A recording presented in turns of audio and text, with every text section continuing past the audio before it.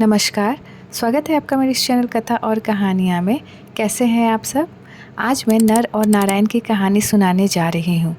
यहाँ उनके जीवन की कहानी नहीं, बल्कि संक्षिप्त परिचय दिया जा रहा है। इन्हीं दो भाइयों के कारण धर्म और सत्य का भारत में विस्तार हुआ। अधिकतर हिंदू इनकी कथा को नहीं जानते हैं और वह यह मानते हैं कि ये विष्णु ही हैं। अवतार का अर्थ है किसी में विष्णु का अवतरण होना। भगवान राम भी विष्णु के अवतार थे, लेकिन वे स्वयं विष्णु नहीं थे।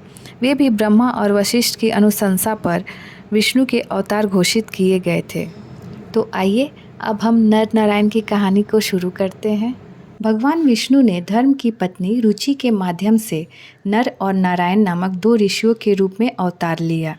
वे जन्म से तपोमूर्ति थे, अतः जन्म लेते ही बद्री वन में तपस्या करने के लिए चले गए। उनकी तपस्या से ही संसार में सुख और शांति का विस्तार होता है।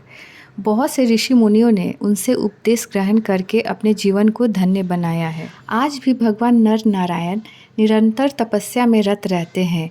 उन्होंने ही द्वापर में श्री कृष्ण और अर्जुन के रूप में अवतार लेकर पृथ्वी का भार हरण किया था। नर नारायण भगवान की कथा इस प्रकार से है। एक बार इनकी उग्र तपस्या को देखकर देवराज इंद्र ने सोचा कि ये तप के द्वारा मेरे इंद्रासन को लेना चाहते हैं।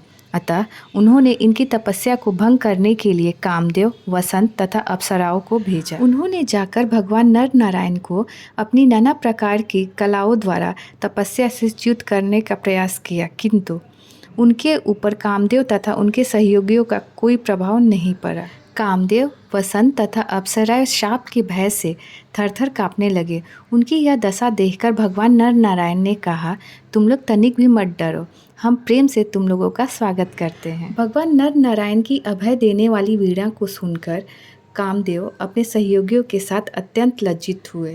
कामदेव भगवान नर नारायण की स्तुति करते हुए कहे, प्रभु आप निर्विकार परम तत्व है। बड़े बड़े आत्मज्ञानी पुरुष आपके चरण कमलों की सेवा के प्रभाव से काम विजयी हो जाते हैं। देवताओं का तो स्वभाव ही है कि जब कोई तपस्या करके ऊपर उठना चाहता है तब वे उसके तप में विघ्न उपस्थित करते हैं। काम पर विजय प्राप्त करके भी जिन्हें क्रोध आ जाता है उनकी तपस्या नष्ट हो जाती है। परंतु आप तो देवाधिदेव नारायण हैं, आपके सामने भला ये काम क्रोध आदि विकार कैसे भटक सकते हैं। हमारे ऊपर आप अपनी कृपा दृष्टि सदैव बनाए रखें, हमारी आपसे यही प्रार्थना है। कामदेव की स्तुति सुनकर भगवान नर नारायण परम प्रसन्न हुए और उन्होंने अपनी योग माया के द्वारा एक अद्भुत लीला दिखाई। सभी लोगों ने देखा कि साक्षात लक्ष्मी जी के समान सुंदर सुंदर नारियां नर नारायण की सेवा कर रही हैं। नर नारायण ने कहा, तुम इन स्त्रियों में से किसी एक को मांगकर स्वर्ग में ले जा सकते हो, वह स्वर्ग के लिए भूषण स्वरूप होंगी। उनकी आज्ञा मानकर कामदेव ने अप्सराओं में से सर्वश्रेष्ठ अप्सरा उर्वशी को लेकर स्वर्ग के लिए प्रस्थान किए। कामदेव देव सभा में जाकर भगवान नर नारायण की अतुलित महिमा से सबको परिचित कराया, जिसे सुनकर देवराज इंद्र चकित और भयभीत हो गए। उन्हें भगवान नर नारायण के प्रति अपनी दुर्भावना पर विशेष पश्चाताप हुआ। भगवान नर नारायण के लिए यह कोई बड़ी बात नहीं थी। इससे भगवान नर नारायण के तप के प्रभाव की अतुलित महिमा का परिचय मिलता है।